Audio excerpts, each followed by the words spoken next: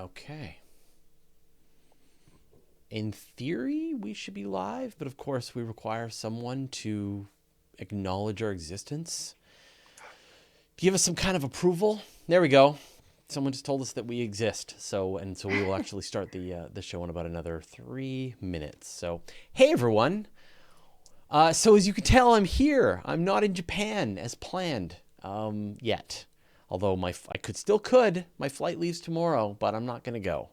So I'm not super worried about getting coronavirus, although it seems to be getting a little worse around the world. But also, like, they got a lot on their hands right now, and I don't think they need the additional responsibility of trying to take care of me and my son as we gallivant around the country. So I'm going to be a sort of a good house guest and delay my visit until they've got things a little more under control. So, and here's hoping they do. It's definitely sort of shifting to the next phase of what's going on. So yeah. So I know a lot of people were expecting me to be gone. I think Pamela was going to host tonight, but I'm still here, and I'll be here for now, weeks, months, forever. Trip planned now until June, I think. So I'm going to say hi to a bunch of people. Hello to Andy Cowley, Aaron C., Bob Moeller, Brexit Denier, Colin... Brexit Denier, I keep telling you, this happened. It did. Colin Jones, David Fairweather, Dusty Reichwin, Horizon Brave, Ian Farquharon, John Victor, Johnny J, Johnny Zed, Kevin Ayers, Larry Beckham, Martin Bradshaw, Miss Scooper, Nancy Graziano, Paranor, Rich Wilson, Sergio Botero, Susan Hunter, and... Whoa. I'm really used to say Zapfan. Are you there, Zapfan? Aaron C. as well. So yeah, people are now chatting about this in the yes. So much for our break from you, Fraser. I could take a break, no problem.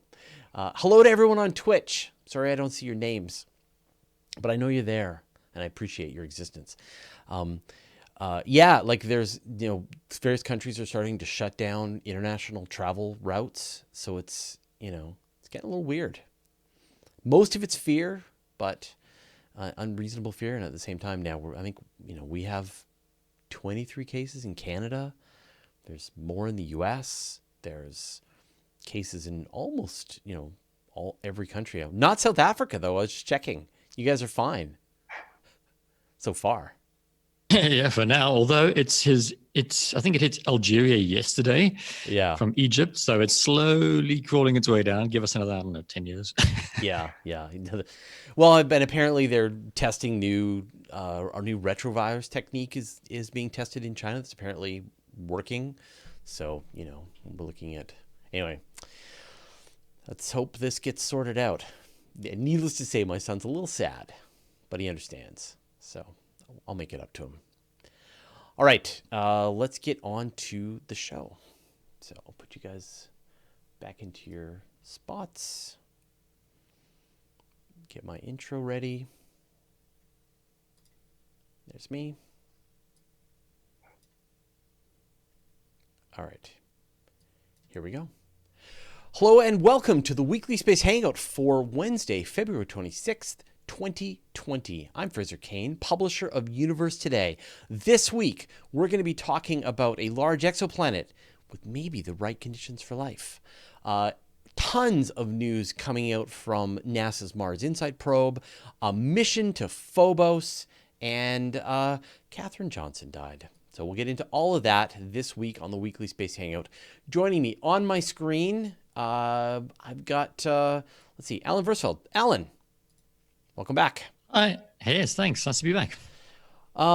We've got Moya McTeer. Moya. Hello. Good to be here. And we'll get on to our special guest in a second. But before we do, I just want to remind all of you that if you want to become deeper into this community that is the Weekly Space Hangout, you should go to the Weekly Space Hangout crew. They are our friends. They are our fans. They are the executive producers of the show. And so if you want to actually talk to astronauts, talk to space scientists, book them for the show, connect with your heroes, this is the way to do it. So go to Weekly Space Hangout. Now I forget the URL.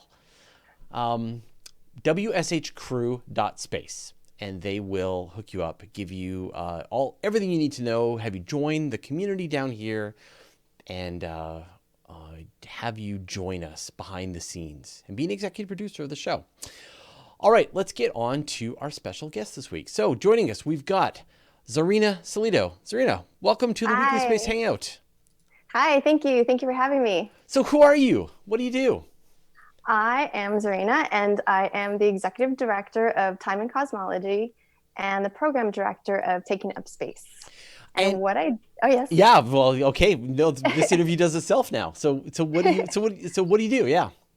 I send Native American girls to space camp in Huntsville, Alabama. So how did you get involved in this project? Well, we were trying to find an outreach program, and I went to a conference called Space Fest. And if you haven't heard of it, it's an art show, a autograph show, and panel discussions. And they had a panel discussion on women in space, and they were talking about the disparity between men and women in science field, especially young girls around junior high age. So I had just gone to space camp as an adult, and I'd come back. I know, it was so much fun. Yeah. So cool. Yeah, that's awesome. And a few days later, I went to this conference, and I thought, send kids to space camp, send the girls to space camp. I enjoyed it as an adult, so I could imagine as a kid how much fun it would be. Yeah.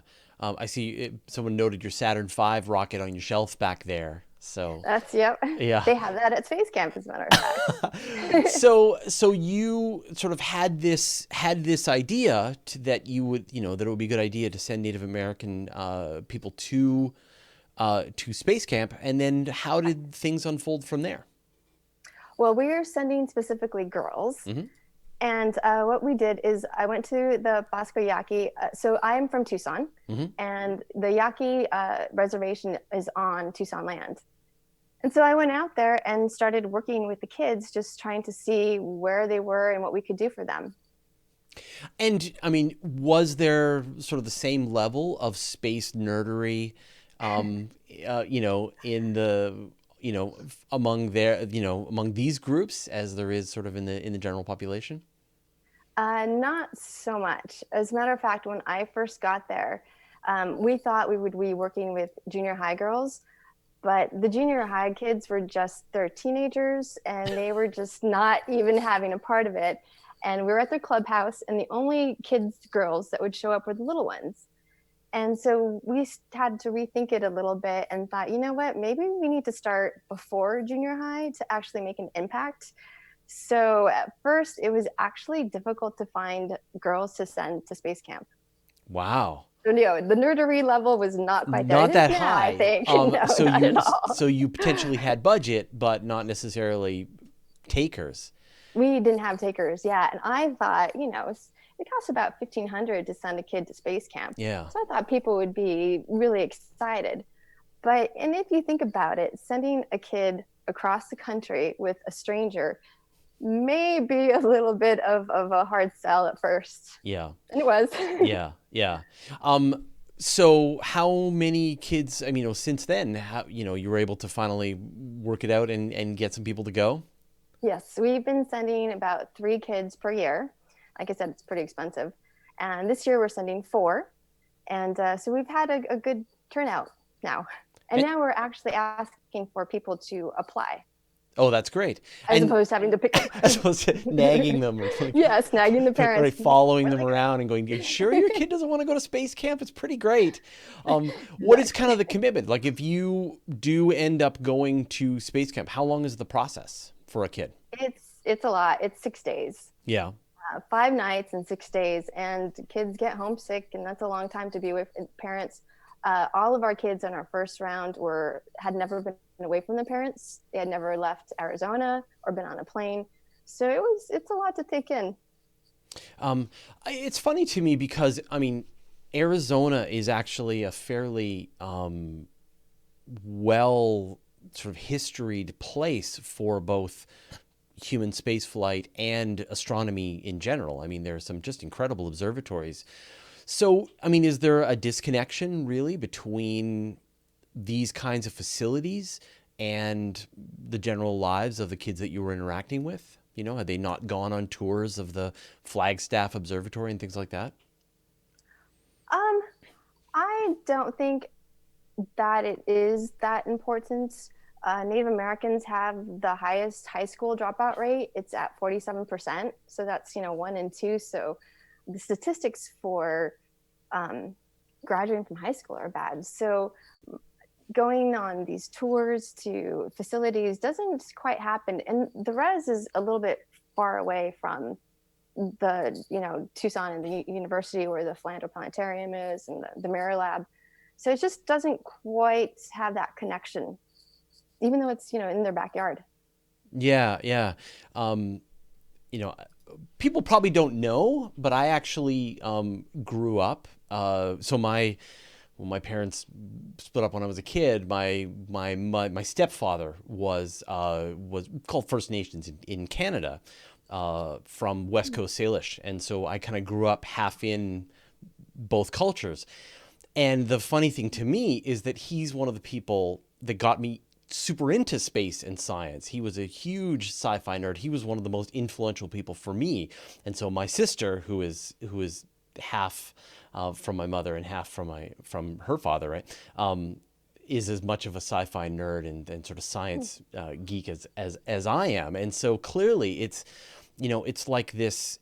It's this influence from the people around you and the family and stuff. And I can see that if I didn't have those influences to me and that it's really hard, there's other things that you're really focused on. And so I've got to assume that the goal here is to try to build up some of this STEM, experience and excitement and enthusiasm in a community that has lost, clearly with those kinds of dropout rates, has lost some of their enthusiasm for education in general. So, I mean, have you seen some results from this? Oh yeah. Yeah. The tribe. So at first it was a little difficult for them, to trust some outsider coming in, taking their kids across country. And now the tribe is excited about it. I have moms asking about their kids wanting to go to it. It's been great just to see the amount of excitement around space. And, their tribal council meeting, they were saying maybe we'll have the first Yaqui astronaut. Yeah. So that is pretty exciting to me. It's definitely made an impact on the community and on the kids. Doing this kind of an adventure is a pretty elaborate process, to go and find someone and to fly them to Huntsville and send them to mock space and bring them home and all that. Has this sort of led to other STEM related activities that you're able to work on in the community itself? Has it been able to encourage other kinds of interest? Well, what do you exactly do? Well, so I mean, there's more to space than going to space camp, right? Like there are telescopes and there's as I mentioned, there's lots of great stuff in the Arizona area that are probably very close to the land and to the reservation area. And, is there sort of more interaction at a local level as well? Or for you guys, it's just taking kids to space camp? Yeah, for us, we're just doing that. We started off having, like I said, to build that trust. So we were going weekly and doing science experiments from, making oblique to putty to engineering experiments where you're piling things as high as you can to see if it knocks over. Yeah. So we've done, and the girls also did a science experiment for science fair for the first time. So there have been a little extracurricular stuff, but definitely our main goal is finding the kids to send to space camp. And do you find that you're able to now get those older kids who maybe were a little more tuned out interested again? Or are you still they're already out the door? I wish. Yeah. Maybe in the future, maybe with the girls, our oldest girl is now in junior high. Yeah. So she's at that stage and she's very much into her grades. She was failing a little bit in math, and she asked her teacher for tutoring. So that was huge because we're not too sure if that would have happened pre going to space camp. So maybe as the kids get older, they might affect the other students too. We'll see. Yeah. We're still pretty young on this scale, and Sadie is one I'm thinking of. She's just in junior high, so this is the time, and she's definitely into math and science. She wants to be an astronaut. That's amazing. Yeah. Yeah. First person on Mars. Probably the Yeah. right age to be one of the She's- first yeah. people on Mars. Yes. So then, I mean, obviously, this is. Have you sort of looked into this being a model for a larger program? Have other people expressed interest in what you're doing and tried to sort of expand it from there? I hope so. Right now, I'm working in San Diego, and I'm trying to get tribes from San Diego. And so we're definitely trying to get a bigger thing. One of the things we're doing is we're having a conference in Space Camp, at Space Camp, to bring the older members. Space Camp is a huge campus, and it's kind of hard to think about and to get your mind around it until you're there. And once you're there, you're just like, this is great. It's fantastic. So we're thinking if we get some tribal members who are older from around the United States to come out there, they might be a little bit more influenced to help out and to bring more students. So we're working on it. And Yeah. Next year, we're planning the first powwow at Space Camp and Native American Week. So we're thinking bigger and hopefully to get more tribes in different ages. That's fantastic. Yeah, So cool. if people want to find out more, and I guess donate, I mean, I'm assuming that if people want to Yeah. participate and want to send money your way to send more people to Space Camp, you guys are available. So where can people go to find out more information? Our website, which is taking-up-space.org. There's a link there to PayPal. PayPal is great because they don't charge for everything like everyone else does. So just follow the link, and we'll take any $5, $10, anything you can would be great, because it's all done. Our funding is all done individual donations. So like I said, it gets expensive. Yeah, absolutely. Well, thank you so much for taking the time to chat with us Awesome. today, and thanks for being the one to lead this program and make this happen. You know, it's got to be great. You got to feel great to have given people these experiences. So thank you. Oh, thank you, Fraser. Thank you so much for having me. It's great to be here. Thank you. All right, take care. Bye. Bye. All right, that's awesome, man. I wish I had gone to space camp as a kid. Did anybody go to space camp? No, I have only ever heard of Space Camp in the movies and TV. I don't even know what you do there. Yeah, see, you come to your spaciness a little later on in life. You weren't the kind of person who would be there at 13, right? I had zero interest in Yeah. space until sophomore year of college. Yeah, so Huntsville, Alabama. They've got a Saturn V rocket there. It's a huge facility, and you go and learn to be an astronaut for 6 days. And so they teach you how to fly various vehicles, and they teach you how to, the various equipment they use and the control panels, and learn about rockets and orbits. And it's a camp that you go and you just learn about space, and you pretend to be an astronaut for a week, and you're a kid. Sounds so cool. Doesn't it We have sound nothing cool? like it. Yeah. Yeah, there's nothing like that here. No. Nor here. Canada. But I think they made a movie or something like that. There you go. Someone's talking about there's a movie in the 1980s, but it happened to be released the same week as the Challenger disaster. So yeah, the timing was a little off. But no, I would definitely. Pamela did it. Pamela did a so she would have been a much better interview this week than me, but because she'd actually done it. All Maybe right, we could Al- arrange a weekly space hangout adventure to space camp if you can do it as adults. Yeah, I got invited to do a space camp, an adult space camp. That sounds weird. It does, yeah. As a promotion for a TV show, and just for journalistic integrity purposes, I just couldn't do it. So I'm like, yeah, no, I'm sorry, I can't accept a all expenses paid trip to space camp to hang out with a bunch of astronauts. My journalist integrity's too, yeah. So anyway, I had to turn that down, which was rough. All right, Alan, tell us about Yes. large exoplanets with the right conditions for life. Well, stop me if you've heard this before. But there's been an announcement that they found an exoplanet that could have life on it. Okay, wait. I'm gonna have to stop you right there. What's again? Yawn. Again, yeah. In fact, this particular world has been in the news before last year, K2-18b.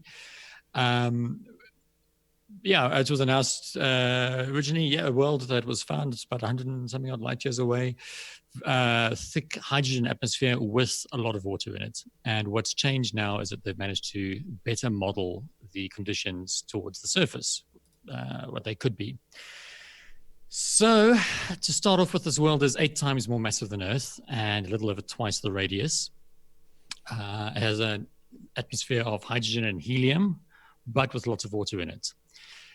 And again, the part that they always love to chuck around, the most important thing is that it is within the star's habitable zone, which is such a lovely word. You know, it sounds like there's jungles and stuff, but when actually all it means is that it is not impossible for liquid water. Right.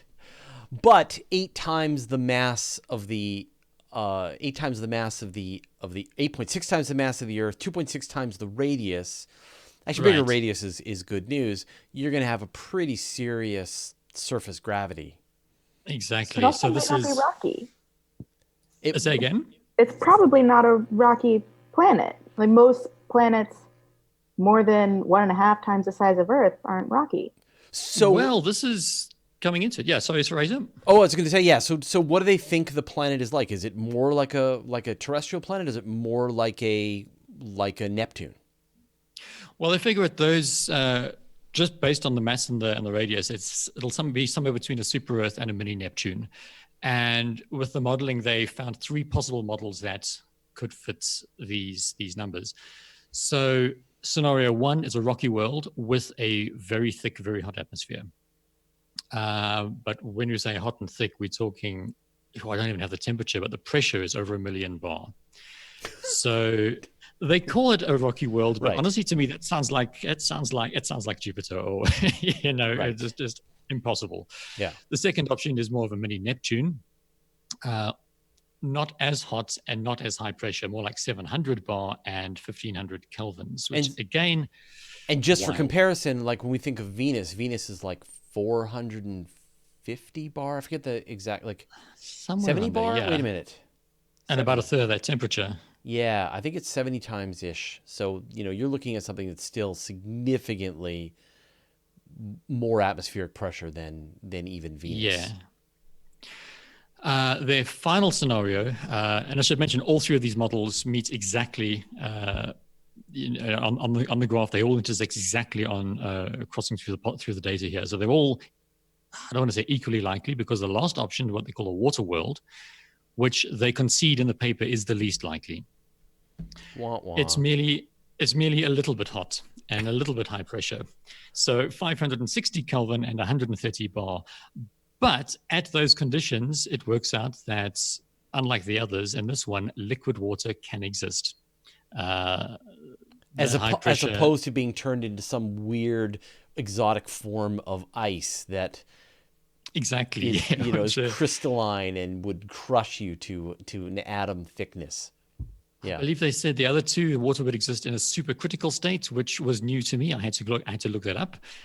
It's an interesting phase. It's But yeah, on their water world scenario, although it's very, very hot and very high pressure, liquid water can exist.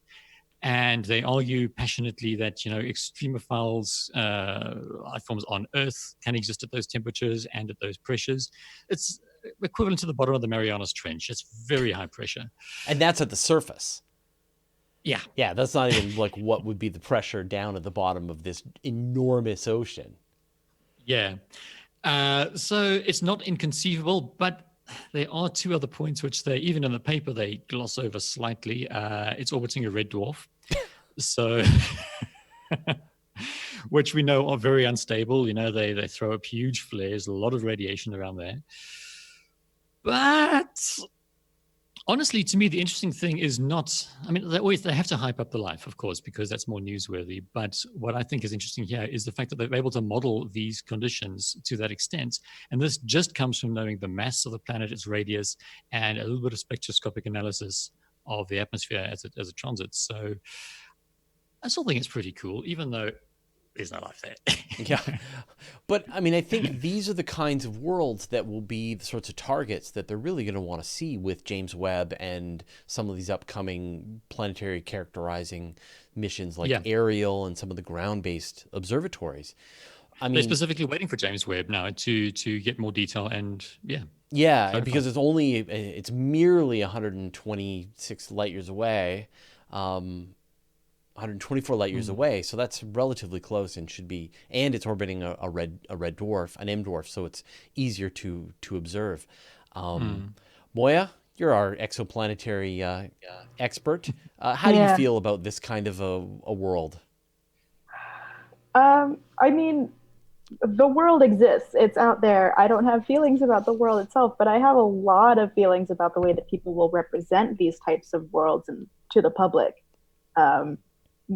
I don't, Alan, I don't know if you were reading like the paper that came out or an article that was written kind of like secondhand from the paper, but so often you see these kind of sensationalized headlines reporting we found a new habitable planet, and if you just ask like 2 or 3 questions about the planet, you would quickly realize that it's not habitable based on the various criteria that we have. I don't know. So I think this is an interesting thing to bring up. Like,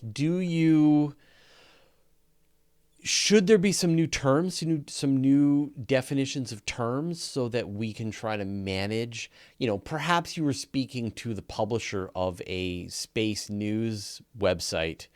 What recommendations would you have to try to rein in his writers? Yeah, I guess maybe this isn't realistic, but I would hope that if I were a scientist and if I were the scientist who had studied this planet, I would try and hype up the methods. Yes.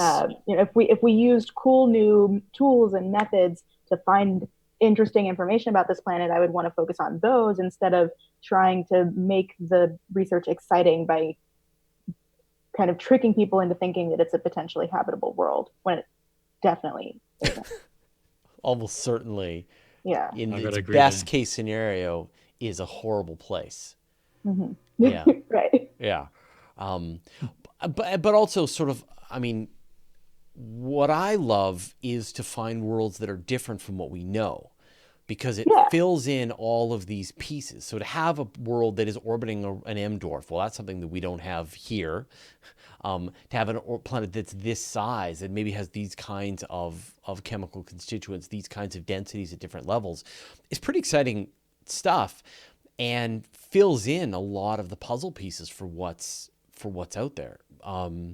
But I totally agree. But maybe we just have to get numb to it. Like we need to know of tens of thousands. I mean, we're already, like, I remember a time when we would report on exoplanet discoveries. Yeah, maybe it is a generational thing, because when I've never lived in a world that didn't know exoplanets existed for sure, because the first exoplanet was discovered before I was born. 95? Yeah. Okay.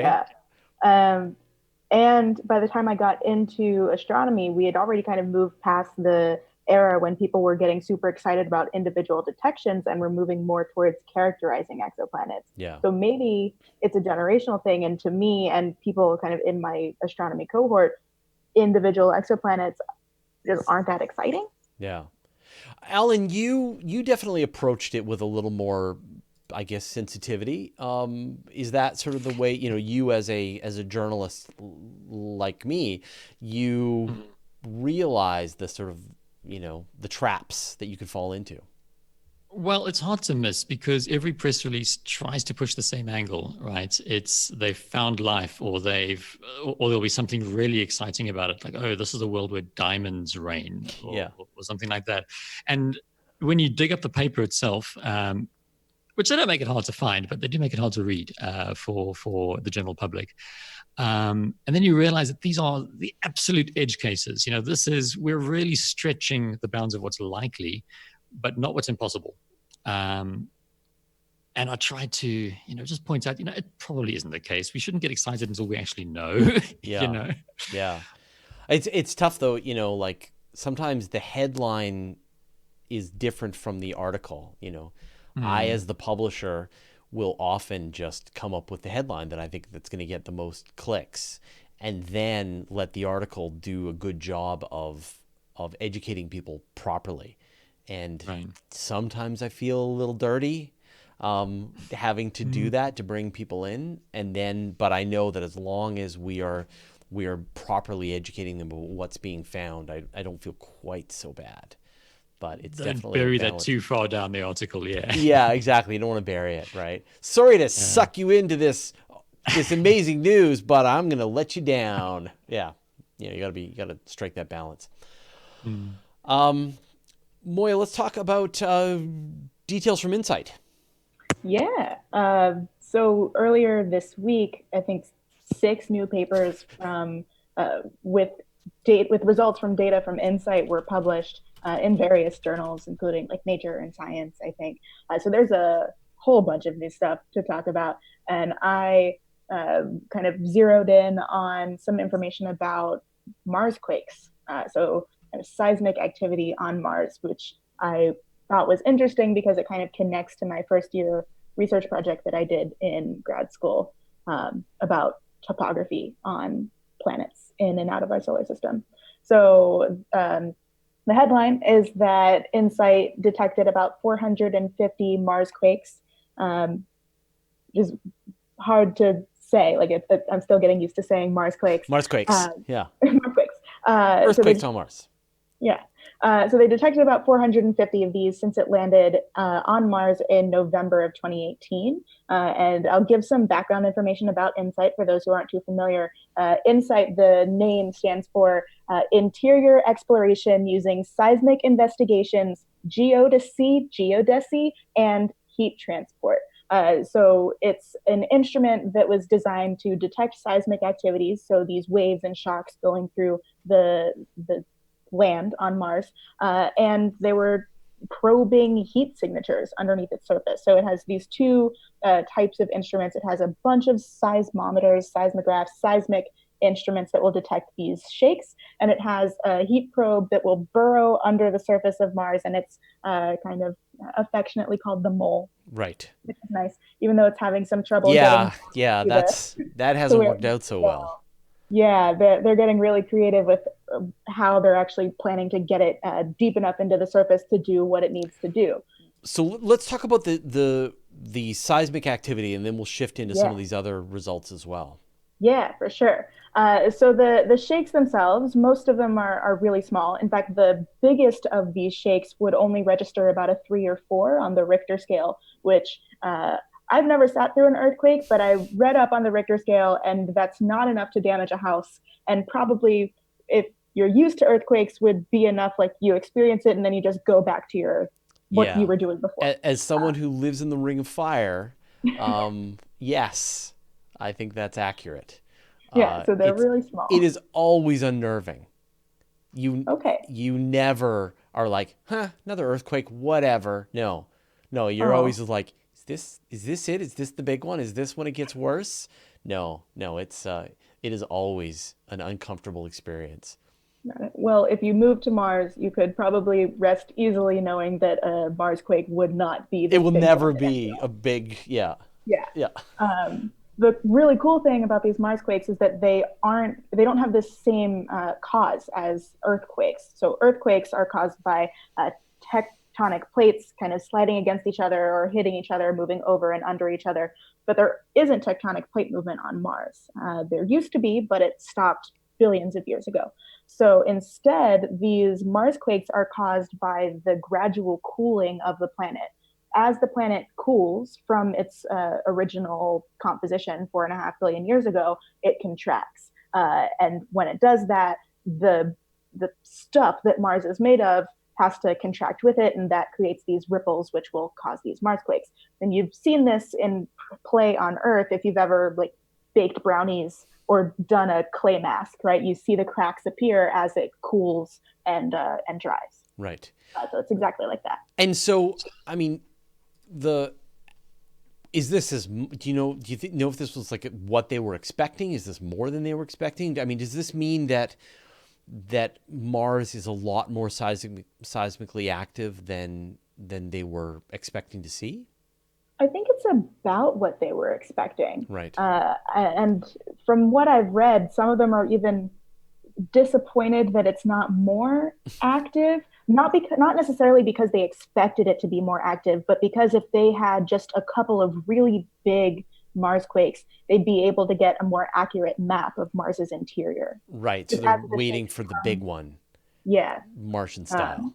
And we don't know if there's going to be a big one because we don't know enough about how Mars's interior works. Yeah, it's almost like the strength of the Mars quakes that you get allows you to dig deeper down into the subsurface of the planet, and without those big heavy quakes, you don't get that. But that wasn't the only thing that they detected with this release of all these science papers. So what else did they find? No, it wasn't. So one cool thing they found was that the pattern and the way that the shakes hit the seismometers indicate that the soil is moist. So it indicates that there's probably some water mixed in with the rocks under Mars's surface, which is really cool. But they don't know if that's actually what's happening. Another thing is that the strongest of the quakes were coming from this one region on Mars called Cerberus Fossae, I think, which we know from the surface that it has these lava flows. And so they think that it maybe has these really strong quakes because there are magma chambers underneath this region that are contracting really quickly and causing these big quakes. And another thing that InSight found, one of the many things that I actually read up on, was they found a much stronger than expected local magnetic field. So Mars doesn't have a global magnetic field. It lost it long time ago, and that's one of the reasons Mars doesn't have an atmosphere. But there's a really strong local magnetic field around this Cerberus Fossae point and around where the InSight is. Yeah, and I'd heard that it was 10 times stronger than they had attempted to measure from orbit. And that it's more than you could get from the rocks in the local environment. So it's probably coming from deep underground on Mars. Like more ancient rock formations are generating a magnetic field that's piercing up and extending out above the surface of Mars, which is super interesting to sort of imagine that's that you probably have these bubbles of magnetic activity that are kind of coming out around across the surface of Mars, depending on what's going on underneath. Yeah, really cool stuff. And then they also detected dust devils, which I think is really cool. Oh, I didn't read about that. Yeah, so they were able to, they don't have any microphone or but they actually are able, both with they have a pressure sensor, and they're able to detect various weather events that are happening around it. And so they detected thousands of dust devils passing close to the lander. And so it really seems like that they're just nonstop, constantly passing by. I mean, they've only been there for a couple of years now, and yet, thousands of dust devils passing close to the lander. You're looking on average of many a day that are being generated and swirling around. So it's still pretty scientifically fascinating. The pressure sensors, all this kind of stuff, and as well as the seismometer, that's half of the science. The other one is this heat probe that you mentioned, the MOLE. It still hasn't had a chance to do its job yet. No, it's struggling. So it's supposed to burrow. I think it's supposed to get 10 meters sounds like too much. 10 inches? 3 meters? 3 meter? Okay. Yeah, 10 it's feet. Supposed to get some distance underneath the surface. And that distance is so that the heat signatures that it's detecting, they know that it's from underneath the surface and not from like the sun or anything from above the surface. But it's having a lot of trouble actually getting that deep. The explanation that I read said that it was because the Martian soil was slippier, was more slippery than the than the team accounted for. And the probe needs a lot of friction to actually be able to dig underneath the surface. Yeah, that's what I heard too. That like every time they hit it with the rock hammer, it goes down and then just bounces. It just bounces back up because it's sort of kicking itself back up. And normally you would expect it to go, keep going down bit by bit by bit. It was just kicking itself back up each time it was recoiling, and so they weren't getting anywhere. They tried one idea, which was to push the shovel and put that on top of the mole, but they've got a new plan, I think. You seen Yeah, this? it's something that I'm having a hard time picturing in my head, so I probably won't be able to explain it well, but something about like using the arm. There are multiple arms. So there's the arm with the mole, and then there's some other arm that like picks things up and moves them, and they're using the other arm to brace it Yeah, they're gonna lean against. on it. Yeah, Yeah, and so and use the they've got friction like, from that. yeah, and so they're going to lean on the mole and try to just really push it down. And the hope is that if it can get down far enough, then it will get material on top of it, and that will help provide some of that friction so that it can then continue driving down. But until they're able to, like right now, they're just not even able to get it any depth down below without it just really just kind of flopping back out onto the surface of Mars. So it's been incredibly frustrating. But Yeah. still, I mean, just the science that has come from this one part of the mission already is pretty amazing. Just to Yeah. know that there's this level of seismic activity on another planet is amazing. hmm And seismic activity that is not the same as ours. Yeah, Mars quake. All right. Well, you've got one more story for us, but before we do Yeah, that, well, let's do your story, and then how much time we have left over, I'll talk about Phobos. So go ahead. just real fast. I feel like it wouldn't be right to have this week's weekly space hangout without talking about Katherine Johnson, who passed away on Monday. I Katherine Johnson was the woman who worked at NASA and did a lot of the math to calculate the trajectories for Alan Shepard, his first flight around in orbit around the Earth. And she became famous in 2016 when Margot Lee Shetterly's book Hidden Figures came out, and then again when the movie came out. I just wanted to mention that. Yeah. Sure 101. Yeah. We should all be so lucky to make it to 101.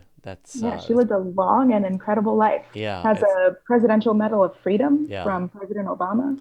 Did you see someone did a cartoon? Have you seen this cartoon? It's like a chalkboard, and she's like all of her math, and the astronauts are walking up the math and making makes it like to the stairs moon. Yeah, going like up to the stairs to the moon.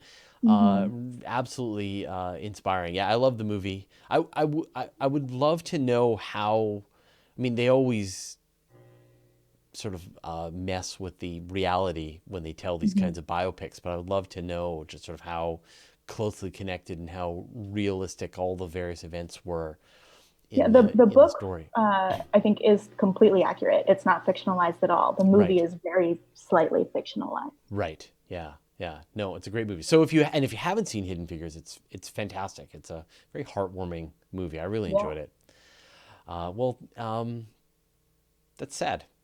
But It's sad. again, 101. That's a pretty impressive life. And Yeah, you can't ask everything for that she much more than accomplished. that. Yeah, exactly.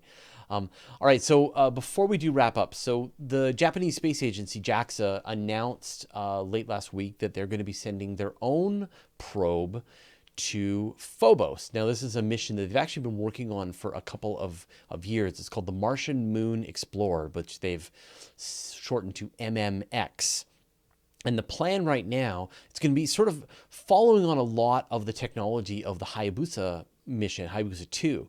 So the plan is sometime probably as early as 2024, they're going to fly a spacecraft to Mars. It's going to make sort of orbital flybys of Phobos and Deimos. And then once it's taken a whole bunch of images of both Phobos and Deimos, it's going to settle into orbit around Phobos and then get lower and lower, and then ideally land on Phobos and collect a sample. And if it's even more ambitious, they're hoping to release a rover on the surface of Phobos, which will then go and find an appropriate spot and do a core sample. So it's actually going to go and drill down about 10 centimeters and try to bring back a a chunk of Phobos that comes from beneath the surface, bring that back to the spacecraft. Spacecraft's going to take off, fly back to Earth, send a return capsule that then the planetary scientists can study. And they actually considered both Deimos and Phobos, but in the end, Phobos is a lot more of an interesting target. I mean, and the reason for this, one of the big questions that planetary scientists still have is, what is the source of Phobos and Deimos? Were they captured asteroids? Because they sure look like asteroids, but they have a lot of clues that it seems like they were actually remnants from some ancient collision with Mars that then threw them out as rubble into space. And so this is the big question that astronomers would love to be able to answer. But the other thing that's even, possibly as interesting is that Phobos is kind of a dust collector for all of the big impacts that have happened on Mars over the billions of years of its history. And so large meteors are smashing into Mars, blasting debris out into space. And Phobos orbits so quickly around and so close to the surface of Mars that it's scooping up this material and building it into layers on its own regolith. And so the idea is that if you go and you send a spacecraft and you dig out this core sample from the surface of Phobos and you bring that home and you keep it in order, you've pretty much got a historical record of all of the big events that have happened to Mars over history. So it's like one of the most useful history places you can go, archaeological digs you can go to find out information on Mars itself. So for that reason as well, it's a really fascinating mission. The hope is fly out by 2024, have the return sample back here on Earth by 2029. And this isn't the first time that a mission has been attempted to go to Phobos. There was, of course, the Russians' Phobos Grunt mission, which failed back in 2011. And this, unfortunately, the mission was supposed to go and collect like a lot of material, like kilograms of material from Phobos, and then come back to Earth. But it launched, had a problem with its upper stage motor, and was sort of left in low Earth orbit. And then a couple of years later, it returned back to Earth and burned up. And so that mission it got off the ground, but it didn't actually make it to Phobos. So this is sort of one of the first serious missions to Phobos. The total budget for this mission is about $440 million US, which is higher. It's like roughly double what the Hayabusa 2 mission was. But still, to have a sample return, a lander, a rover, tons of science experiments going to Phobos and collecting all this material and bringing it back within such a short time frame, it's pretty exciting. And, one sort of long-term thing with Phobos as well is that it is one of the few places that human beings could theoretically explore. It actually serves as a really great way station for going down and exploring the surface of Mars itself. You build up a tiny base on Phobos, astronauts fly there, rest, recuperate, grab a drink of water, and then they take some kind of descent vehicle down to the surface of Mars and then come back up, hang out on Phobos a little more, and then make the journey back home. And so you can imagine groups of astronauts, they fly to Phobos, then they fly down to Mars and back and forth to make this journey to Mars. And it could make a more sort of safer, more redundant series of exploration steps. And so the more we can learn about Phobos, and especially attempting to maneuver in a gravity well that's in a gravity well.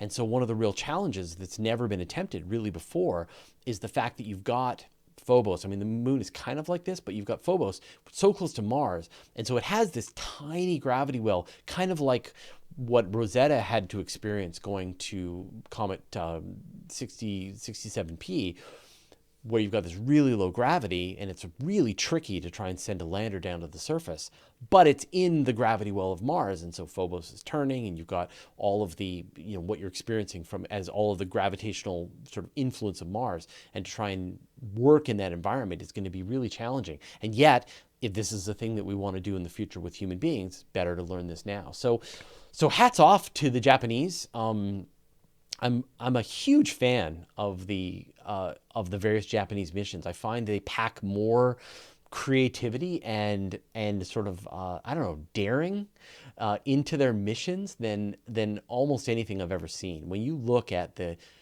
just the shenanigans that went on with the Hayabusa 2 mission, ion engines, multiple landers, they shot an anti-tank weapon at the asteroid. I'm really looking forward to the various combinations that they plan for this mission. So I can't wait to see what it looks like to drive a rover yeah, on such a world with such low gravity. yeah, Although, who's got the most experience at this kind of work? It's JAXA. Yeah. The Hayabusa missions both did the same.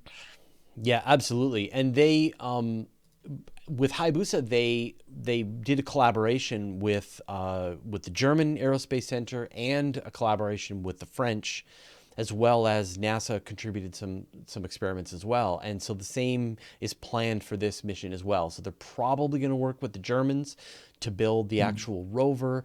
The French are going to be on board working with this. NASA is probably going to provide a gamma ray spectrometer, and then of course the work they did. So it's going to feel a lot like Hayabusa 2, but expanded and extended for a more interesting mission. So I'm so glad they've been in thinking about it for the last 3 years, and they've actually decided to go ahead and start the development now. So I can't wait. Well, we've reached nearly the end of our show. Alan, you are on my screen right now. So if people want to find out more about what you're working on, what are you working on? At the moment, I'm writing for Space in Africa, which I've also forgotten the URL. I believe I think it's africaspace.news, or you can just Google the name. Yep. And I'm about to, in the next few weeks, we'll be launching the 3rd season of the Urban Astronomer podcast, which will follow the same formula as the previous episode, a mixture of interviews with astronomers in Africa and my silken voice explaining basic science concepts. Or you can find me on social media at UAstronomer. Perfect. Moya, what are you working on? I am trying my hardest to wrap up a paper for research right now about my look into how common stellar encounters are in the center of the Milky Way galaxy. And I'm getting ready for my second live show that I'm hosting at a space called Caveat in New York City, where I combine astronomy and folklore for a lesson in fictional world building. So can you give a spoiler alert here? How often do stellar encounters happen in the core of the Milky Way? I'll say that. My research shows that about 80% of stars should have at least one encounter within 1,000 AU every billion years. Right. Compared to us here, we don't get anything like that. No, definitely not. We can expect to have maybe one encounter in the next 10 million years, but the chances are really low. Right. I'm finding that most stars, more than half of the stars in the center of the galaxy, have hundreds of these encounters. Right. Every billion years. Yeah, which then leads to questions about habitability in that region. Yeah. Yeah. Awesome. Cool. Well, and of course, where can people find out more about what you're working on? You can follow me on Twitter or Instagram, but I'm more active on Twitter. My handle's GoAstroMo. Perfect. All right. And if it sounded like I knew a lot about the Phobos mission, that's because we did a whole video on that, and that's going to be coming out on Friday. So stick around, I hope, on Friday. Since we won't be doing Astronomy Cast, I'll probably release that at noon at the more normal time that we do. So stick around for that part. Let me bring everybody back onto the screen. Thank you, everybody, for watching us today. Thanks to the moderators. Special thanks to Nancy Graziano, of course, as usual, for helping to organize our guests and all the work that we do. We couldn't do this without you. Thanks to the mods hanging out in the chat. Everybody on Twitch, we see you. And we will see all of you next week. And I'll be here because I won't be traveling. So thanks, everybody. Bye. We press the stop button.